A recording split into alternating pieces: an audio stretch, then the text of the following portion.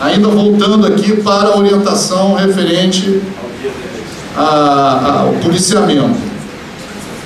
Então é o seguinte, a eleição vai ocorrer no dia 7 de outubro, não é isso? Estamos aqui no dia 7 de outubro, dia das eleições. Instalação da sessão, 7 horas da manhã, 7h30, presidente da sessão, né? Aquela parte, 8 horas abrindo para a votação. Muito bem, no dia... Está aqui. No dia 22 de setembro, sábado, olha aí, 22 de setembro, sábado, são 15 dias antes da eleição. O artigo 236, parágrafo 1º do Código Eleitoral, tá? Isso é no dia 22 de setembro, repetindo, que corresponde a 15 dias antes do dia 7 de outubro, tá? O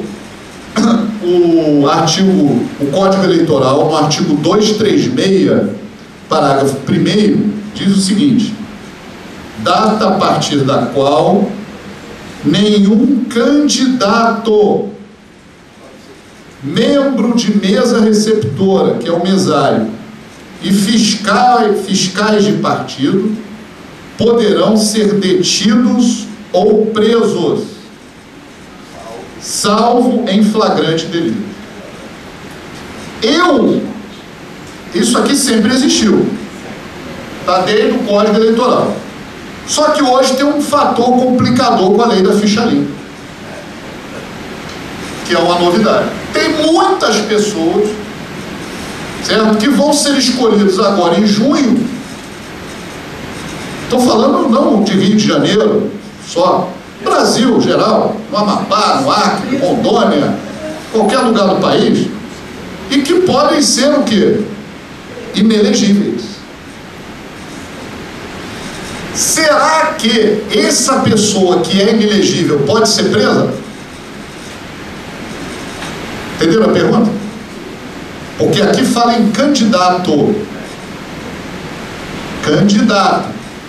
Ele, repara, candidato, entenda-se aqui, né, que ele já passou pelo registro da candidatura. Certo? E que essa questão está sendo tratada no registro da candidatura. Mas se o registro é igual de vício, ele é nulo. Não seria nulo? Não, é o seguinte, mas aí é o seguinte, vamos refletir aqui. Olha aí, vamos lá, vamos pegar aqui o tempo cronológico aqui. Junho, agora esse mês é mês de convenção, junho, mês das convenções, certo? 5 de julho, último dia para RRC, requerer o registro da candidatura. Nesse RRC tem 102 candidatos, só que 2 são inelegíveis e o partido não sabe, ou até sabe, mas está tentando levar a questão para a justiça. A justiça está analisando isso em julho, agosto, certo? Quando chegar em setembro, pode acontecer de um desses candidatos ter tido o registro indeferido, estar com recurso no TSE, por exemplo, ou até mesmo no Supremo Tribunal Federal, porque certas matérias podem ser matérias constitucionais. E aí, é isso que eu quero chegar lá. Existe a figura do candidato subjúdice. Atenção, é o artigo 16A. Então, eu entendo que quem é candidato aqui referido pela norma é o candidato que tem o registro deferido e o que tem o registro indeferido, porém está subjúdice, porque ele tem a perspectiva de ganhar esse processo na justiça. Entende? Eu estou tentando trazer isso a esclarecimento, porque como a lei da ficha limpa ampliou o rol dos inelegíveis, pode acontecer de alguém ser detido no dia 22 de setembro, né? Por um crime que praticou e que não esteja em flagrante. Nós sabemos que existem prisões cautelares, como a prisão preventiva, né? A própria prisão temporária, né? Formas de prisão que não são em flagrante. Claro que essa norma exclui a prisão em flagrante, quer dizer, mesmo sendo candidato, se ele for preso em flagrante, assaltando um banco, por exemplo, está ali em flagrante, ele pode ser preso, obviamente. É a prisão preventiva, a prisão em flagrante.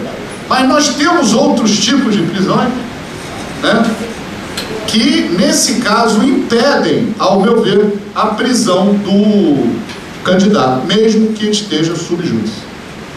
Certo? Para não confundir, porque alguém pode dizer, não, se ele está sob júdice, ele não é candidato. Mas ele é candidato, a lei fala. Sob júdice, eu acho que eu estou certo nessa colocação, acho que não há discordância, não sei se alguém tem alguma... Teve agora em Brasília um senador que perdeu o mandato 9 meses depois, entrou o suplente no lugar dele. Foi julgado depois, 9 meses depois. Pois é. Agora no início desse ano. A título de esclarecimento, e no caso de pensão alimentícia? No caso de pensão alimentícia, isso é muito comum, né? Pensões alimentícias, também não pode prender. Também não pode prender, é uma exceção. Também não pode prender, tá? Só pode prender em flagrante. Né? A prisão alimentícia seria uma prisão civil, vamos dizer assim, alimentar. Essa prisão não pode ser executada nesse momento. Então, se alguém estiver nessa situação, espero que ninguém esteja, estará livre para, né, inclusive, para ficar devendo naquele período. Ficar devendo sem prisão. Porque isso envolve o mesário. Então, eu quero chamar a atenção que a lei é bem extensiva. Ela é até exagerada, ao meu ver, né? Eu acho que esse período de 15 dias é um período muito extensivo, né? Enfim, e ainda para completar o raciocínio, no dia 4 de outubro, que é uma quinta-feira, 4 de outubro, quinta-feira, perdão, antes do 4 de outubro, o dia 2 de outubro, que é terça-feira. 2 de outubro é uma terça-feira, são 5 dias antes da eleição. Aí o artigo 236 do Código Eleitoral diz assim, agora vamos lá. Data a partir da qual nenhum eleitor poderá ser preso. Agora sai do candidato, sai do mesário, e agora vai para todos nós, todos aqui. Nenhum eleitor poderá ser preso ou detido, salvo em flagrante delito. Agora vamos interpretar isso. Se a pessoa não está com título eleitoral no cadastro da Justiça Eleitoral, se o título tiver, vou ser mais claro, cancelado, ela não é eleitor.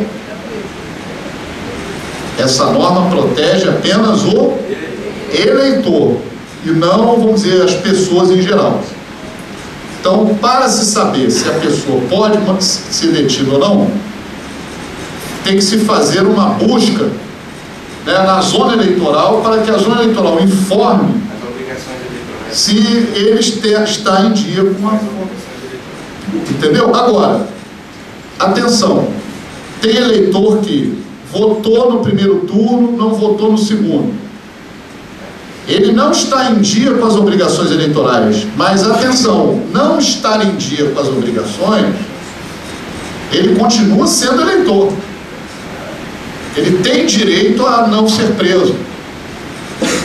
O que eu estou dizendo não é desse que está faltando, está pagando multa. É aquele que está com título cancelado. Lembrando só aqui, de forma didática, é o seguinte. Nós vamos votar agora dia 7 de outubro, certo? Primeiro turno. O segundo turno, acho que é 31 de outubro. Né? Seria o último domingo de outubro. Tem que olhar se é. Deixa eu ver se é. Não é 31 não, peraí. 28. 28 de outubro, segundo turno se houver, né? Primeiro turno, o segundo turno é sempre improvável. Se o eleitor faltou ao primeiro turno, estou dando só um exemplo para a gente esclarecer melhor isso, ao segundo turno e ao primeiro turno da eleição seguinte, né, vamos fazendo isso de forma retroativa. Eu faltei em 2008, primeiro turno, segundo turno de 2008. Faltei o primeiro turno de 2010 e não paguei a multa eleitoral em 6 meses que a justiça me dá para quitar esse débito, o meu título está cancelado.